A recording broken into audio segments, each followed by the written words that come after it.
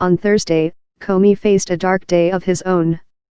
An 18-month investigation by Inspector General Michael Horowitz delivered a devastating blow not only to Comey's own legacy, but to the reputation of the FBI and the Justice Department as a whole in the mishandling of critical events in the 2016 presidential campaign centering on the investigation into Hillary Clinton's emails.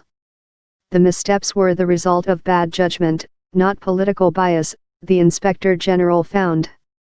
Comey told investigators that he took unorthodox steps on his own, such as announcing the findings of the Clinton investigation in a remarkable press conference in July of 2016, because of what he saw as the need to preserve the credibility and integrity of the Justice Department and the FBI. But Horowitz found that the public impact of his actions was just the opposite. The decisions negatively impacted the perception of the FBI and the department as fair administrators of justice, the report concluded. From his early days as a career prosecutor in the Justice Department, Comey built his reputation around his integrity and his judgment. His hospital room standoff in 2004 with top aides to President George W. Bush over an NSA surveillance program became the stuff of legend, chiseling his reputation as a man who does what he thinks is right, never mind the consequences. But a virtue in one situation can be a vice in another.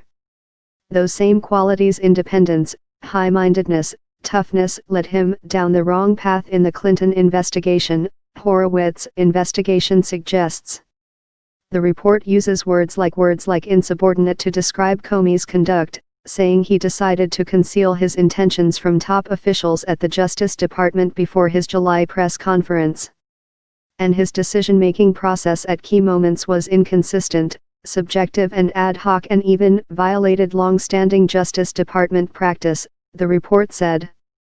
Indeed, the dominant theme running through the 500 pages is that, in the view of the Inspector General's office, Comey allowed his flawed personal judgments to override traditional legal norms in the Clinton investigation with far-reaching consequences. Comey stood by his decisions Thursday. Even in hindsight, I think we chose the course most consistent with institutional values, he wrote in the New York Times after the report came out. He said he did what he had to do to avoid losing public faith in the investigation. As painful as the whole experience has been, I still believe that. And nothing in the Inspector General's report makes me think we did the wrong thing.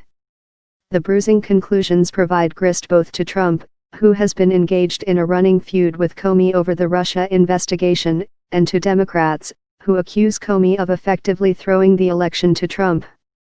Many Clinton supporters remain incensed by Comey's decision 11 days before the election to notify Congress that the FBI was examining a new batch of Clinton emails found on the computer of Anthony Weiner, the disgraced former congressman who was married to Clinton aide Huma Abedin.